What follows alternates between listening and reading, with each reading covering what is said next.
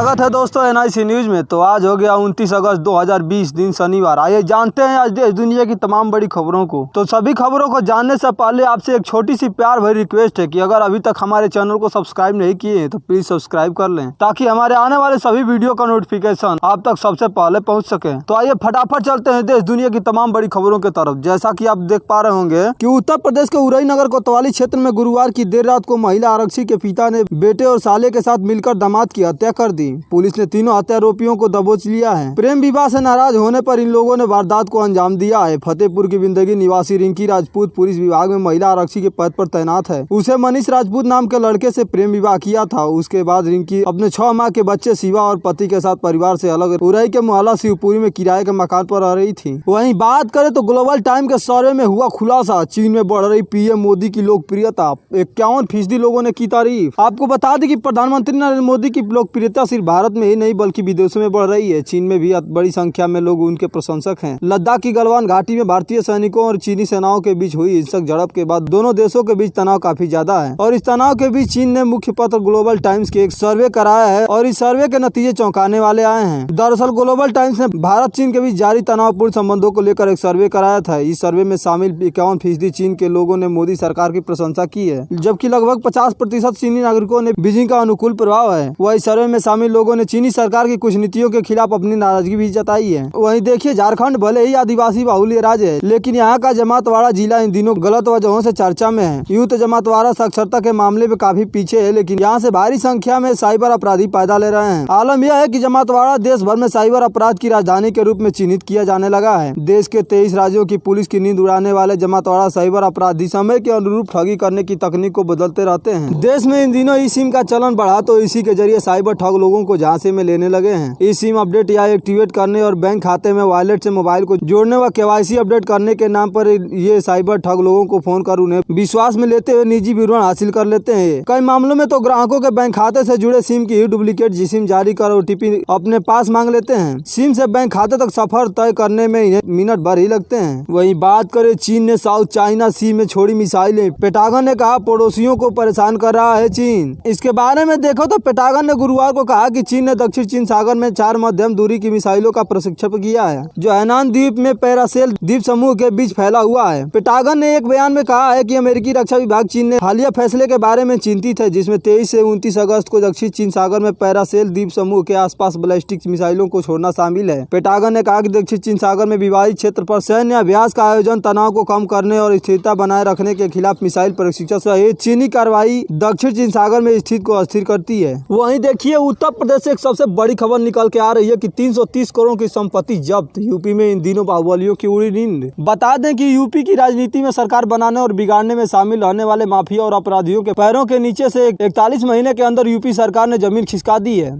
खासतौर पर पूर्वांचल के बाहुबली माफिया मुख्तार अंसारी और अतीक अहमद, पश्चिम यूपी के अनिल दुजाना और सुंदर भाटी गैंग पर लगातार कार्रवाई की जा रही है। इन माफिया समेत यूपी के करीब 40 अपराधियों की 330 करोड़ की संपत्तियां गैंगस्टर एक्ट के तहत कुर्क और जब्त की जा चुकी है। इसके अलावा करोड़ों की संपत्तियां कार्रवाई की जद में है। लखनऊ कमिश्नरेट पुलिस ने गुरुवार को डालीबाग में मुख्तार अंसारी के कब्जे से कीमती जमीन खाली करवाई और उस पर हुए अवैध निर्माण को ढहा दिया। वहीं प्रयाग में पुलिस प्रशासन ने माफिया अतीक अहमद की 25 करोड़ की संपत्तियों को जब्त कर लिया है। एक समय सरकारें बनाने और बिगाड़ने में अहम भूमिका निभाने वाले इन दोनों माफियाओं को आर्थिक साम्राज्य पर सरकार लगातार चोट कर रही है। खासतौर से बीकरू कांड के मुख्य आरोपित विकास दुबे के घर पर बुलडोजर चलवाने के बाद माफिया के खिलाफ कार्रवाई का अभियान ने जो तेजी पकड़ी है वह नजीर बन रही है। वही बात करें बॉलीवुड एक्टर सुशांत सिंह राजपूत मामले में सीबीआई आज रिया चक्रवर्ती से पूछताछ कर रही है। रिया चक्रवर्ती की गिरफ्तारी की मांग सुशांत का परिवार लगातार कर रही। हाल ही में सीबीआई के पूर्व जॉइंट डायरेक्टर शांतनु सेन ने माने तो रिया अभी गिरफ्तार नहीं हो सकती है। एक चैनल के द्वारा लिए गए इंटरव्यू के दौरान सीबीआई के पूर्व ज्वाइंट डायरेक्टर शांतनु सेन ने कहा है कि अभी रिया चक्रवर्ती से पूछताछ चल रही है और पूछताछ ही चलेगी। उन्होंने कहा कि गिरफ्तारी तब होगी जब कोई भाग जाता है, पूछताछ करने में दिक्कत होती है, रिमांड लेनी पड़ती है। अब यहाँ रिमांड लेने की जरूरत नहीं है, सीबीआई के समन पर रिया आ चुकी है। वहीं देखिए, कोरोना पर बारीकी से नजर रख रहे विशेषज्ञों का कहना है कि कोरोना से उभर चुके मरीजों के शरीर पर एंटीबॉडीज बहुत लंबे समय तक नहीं बनी रहती है।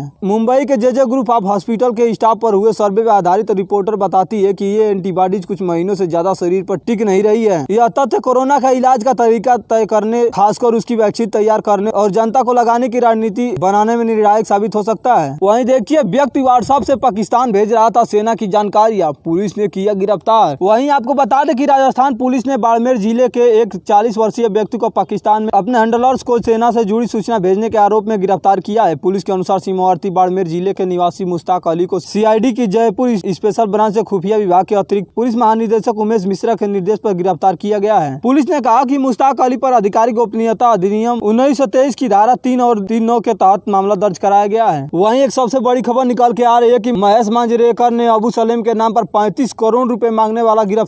डायरेक्टर और एक्टर महेश मांजरेकर ने अबू सलेम के नाम पर 35 करोड़ रुपए की फिरौती मांगने वाले शख्स मुंबई एंटी एक्सटॉर्शन सेल ने रत्नागिरी के खेड़े से पकड़ा है। आरोपी मुंबई से सटे दीवा इलाके की निवासी है। उसे 2 सितंबर तक पुलिस कस्टडी में भेज दिया है। महेश मांजरेकर ने कहा, मुझे लगभग 4 दिन पहले मैसेज मिला और मैसेज भेजने वाले कहा कि मुझे यह पैसा देना होगा, नहीं तो वह मेरे परिवार को नुकसान पहुंचाएगा। मुझे पता था कि यह एक हक्स मैसेज था। यह मैसेज इंडियन नंबर से आया था। मैंने मुंबई पुलिस को सूचित किया और तुरंत कार्रवाई की। इसके लिए आभारी हूँ। वहीं एक ये भी खबर निकल के आ रही है कि मोदी सरकार का बड़ा प्रयास, भारत को आत्मनिर्भर बनाने के लिए अब देश में ही होगा रक्षा उपकरणों का उत्पादन। आपको बता दें कि भारत को आत्मनिर्भर बनाने की तरफ मोदी सरकार ने एक बड़ा कदम उठाया है। मोदी सरकार ने अब रक्षा उपकरणों का भारत में निर्माण करने का निर्णय लिया है। पीएम मोदी ने एनसीसी कैडेट के ऑनलाइन प्रशिक्षण के लिए एक ऐप लॉन्चिंग के बाद यह बातें कही। पीएम मोदी ने कहा कि भारत स्वदेशी हथियारों का उत्पादन कर सकता है। पीएम मोदी ने यह भी कहा कि भारत में रक्षा उत्पादन से जुड़े स्टेक होल्डर्स इस कार्यक्रम में मौजूद हैं। इसके मंथन के बाद जो परिणाम मिलेंगे उसे आत्मनिर्भर भारत को लेकर देश के प्रयासों की गतिविधियां मिलेगी। पीएम मोदी ने कहा कि आत्मनिर्भरता के लिए आधुनिक उपकरणों में तकनीकी अपग्रेडेशन जरूरी है। वहीं एक दर्द भरी बातें देखिए, बीमार बच्चे के लिए पिता ने मांगी मदद, सोनू सूद ने दिखाई फिर दरिया दिली। आपको बता दें कि कोरोना वायरस के बीच बॉलीवुड एक्टर सोनू सूद ने लोगों की खूब मदद कर रहे हैं। उत्तर प्रदेश के मिर्जापुर में उन्होंने एक दिव्यांग शख्स की भी मदद की है। मरियान तहसील के गोपालपुर गाँव के निवासी संतोष कुमार दिव्यांग है। इन दिनों उनका बच्चा बीमार था। तकरीबन 20 दिनों उनके बच्चे के पेट में सूजन और जन्म के बाद से ही उल्टी और दस्त की शिकायत है। आर्थिक हालात ठीक न होने की वजह से संतोष अपने बच्चे का इलाज नहीं करा पा रहे थे। संतोष ने कुछ लोगों की मदद से बॉलीवुड एक्टर सोनू सूद को ट्वीट किया। सोनू सूद को ट्वीट करने के बाद संतोष को उनके जवाब का इंतजार था। सोनू सूद ने एक ट्वीट जरिए जवाब भी दिया और मदद का भरोसा भी। बच्चे के इलाज के लिए सोनू सूद ने पूरी व्यवस्था की। सोनभद्र के रॉबर्ट्सगंज स्थित निजी अस्पताल में सोनू सूद ने बात की और बच्चे को भर्ती करने के लिए कहा। इसके बाद बच्चों को इलाज के लिए गुरुवार को